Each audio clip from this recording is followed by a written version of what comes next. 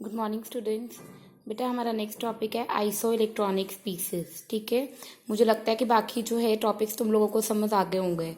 देखो, iso electronic species वो वाले स्पीसीज होते हैं जिनके नंबर ऑफ इलेक्ट्रॉन्स बिल्कुल सेम होते हैं, सेम नंबर ऑफ इलेक्ट्रॉन्स, उन्हें बोला जाता है आइसो इलेक्ट्रॉनिक स्पीसीज। जैसे हम एग्जांपल लेते हैं O2 negative, N3 negative, F1 negative, Na positive, so on. ठीक है, इसके पास 10 इलेक्ट्रॉन रह गए, क्योंकि तुम लोगों को पता है जब तुमने सेकेंड चैप्टर में इलेक्ट्रॉनिक कन्फिग्रेशन करी हुई है बेटा, तो वो मैंने तो करानी नहीं है ना अब दोबारा। ठीक है, क्योंकि फिर अगर मैं वो कराने बैठ गई फिर ये चैप्टर हमारा रह जाता है, तो हम सोच के चलते हैं कि आप लोग सेकेंड चैप्टर में ये पढ़ के आए हो। ठीक है, तो 1s2 2s2 2p4 होता है, इसमें हमने 2 इलेक्ट्रॉन्स और ऐड कर लिए, तो ये कितने थे, 8 थे, 8 + 2 10 हो गया। उसी तरह नाइट्रोजन है, नाइट्रोजन का कितना होता है 1s2 2s2 2p3, पहले कितने हैं 7 है, 7 में हमने 3 ऐड कर लिए, कितना हो गया 10 ऐड हो गया। सोडियम की बात करें, क्योंकि ये फ्लोरीन का भी 1s2 2s2 2p6 3s1, इसमें कितने हैं 10 है, 11 है ना, 11 हो गया।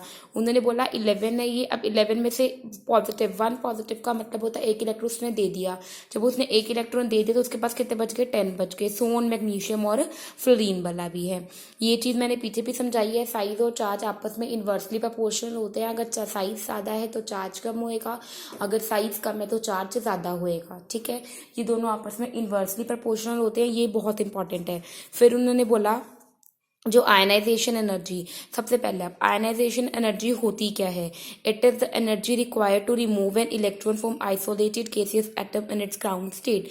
मतलब हमने किसी भी चीज में से, किसी भी एटम में से जो आइसोलेटेड है, मतलब अकेला पड़ा है, जब हमने उसमें से कोई इलेक्ट्रॉन बाहर निकालना हो तो उसको हम बोलते हैं आयनाइजेशन एनर्जी। ठीक है, तो इसके इंग्लिश भी सेम है, एनर्जी रिक्वायर्ड टू रिमूव, हमने मतलब कितनी है जो एनर्जी हमें चाहिए होती है to remove an electron from isolated gaseous atom, it's called it ionization energy. Ionization energy की बहुत सारी यूनिट्स होती हैं, जैसे किलो जूल पर मोल, ठीक है, इलेक्ट्रॉन वोल्ट पर एटम, कैल्विन कैलोरी पर मोल। ठीक है, तो इलेक्ट्रॉन वोल्ट पर एटम की वैल्यू होती है 96.49 किलो जूल पर mole and 23.06 kilo Kelvin calorie पर मोल। ठीक है, इसकी यूनिट्स हैं। तुम्हारा मेन मोटिव होना चाहिए कि आयनाइजेशन एनर्जी क्या होती है। अब नेक्स्ट देखो, उन्होंने बोला first ionization enthalpy. First ionization enthalpy होती है most loosely bound electron is removed from gaseous atom. उन्होंने बोला फर्स्ट आयनाइजेशन मतलब सबसे पहली आयनाइजेशन इंथैल्पी कौन सी होती है, जब हम सबसे लूजली का मतलब होता है बहुत हल्का सा बाउंड हुआ होता है न्यूक्लियस के साथ, उसको रिमूव करते हैं, तो वो होती है फर्स्ट आयनाइजेशन इंथैल्पी। जैसे एक्स गैस है, आइसोलेटेड है, ना ऊपर पॉजिटिव चार्ज है ना ऊपर नेगेटिव चार्ज है, इट मीन वो एक आइसोलेटेड एटम है। ठीक है, गिव एक्स पॉजिटिव और 1 इलेक्ट्रॉन, जब वो पहला इलेक्ट्रॉन देता है तो उसको बोला जाता है फर्स्ट आयनाइजेशन एंथैल्पी।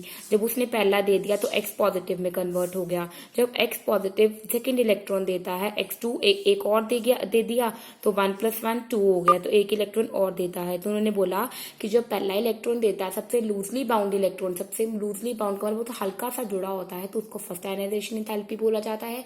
जब हम सेकंड इलेक्ट्रॉन देते हैं तो उसको बोला जाता है सेकंड आयनाइजेशन एंथैल्पी। और आयनाइजेशन एंथैल्पी डिक्रीज अगर कम होती है, अगर आयनाइजेशन एनर्जी कम होती है तो इलेक्ट्रॉन जो है वो हम बहुत इजीली रिमूव कर सकते हैं फ्रॉम द एटम।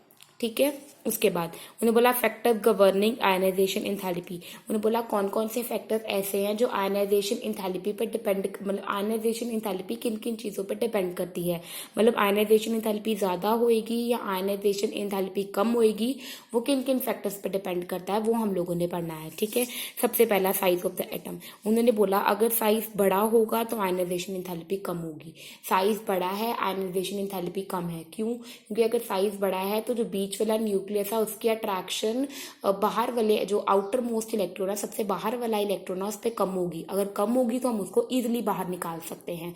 ठीक है, तो आयनाइजेशन एंथैल्पी क्या होगी, कम होगी। सेम है, बिकॉज इसका रीजन क्या हो गया, because the attractive force between the electron and the nucleus is inversely proportional to the distance between them. यही मैंने समझाया है कि जितनी दूर इलेक्ट्रॉन पड़ा होएगा मतलब उसकी न्यूक्लियस से अट्रैक्शन उतनी ज्यादा कम है, और जितनी ज्यादा कम होएगी उतनी ही जल्दी हम उस इलेक्ट्रॉन को बाहर निकाल देंगे। नेक्स्ट है चार्ज ऑन द न्यूक्लियस। वही वही चक्कर सेम आ गया कि साइज और चार्ज आपस में इन्वर्सली प्रोपोर्शनल होते हैं। तो ये क्या आ गया, चार्ज ऑन द न्यूक्लियस, जितना ज़्यादा चार्ज होएगा उतनी ही ज़्यादा आयनाइजेशन इंथैल्पी होगी। मतलब कि जितना ज़्यादा चार्ज हुआ, मैंने तुम्हें पीछे भी समझाया था कि जितना ज़्यादा चार्ज होता है, ठीक है, उसका साइज उतना ही छोटा होता है, और जितना कम चार्ज होता है उसका साइज उतना ही बड़ा होता है। सेम यहाँ पे केस आ गया, अगर न्यूक्लियर चार्ज ज़्यादा है तो आयनाइजेशन इंथैल्पी भी ज़्यादा होगी। न्यूक्लियर चार्ज ज़्यादा है मतलब उसने ज़्यादा इलेक्ट्रॉन्स दे रखे हैं तो उसका साइज छोटा हो गया। अगर साइज छोटा है तो अट्रैक्टिव फोर्स क्या हो जाएगी, ज़्यादा हो जाएगी। ये बोला गया है because the attractive force between the nucleus and the electron increases with increase in nuclear charge.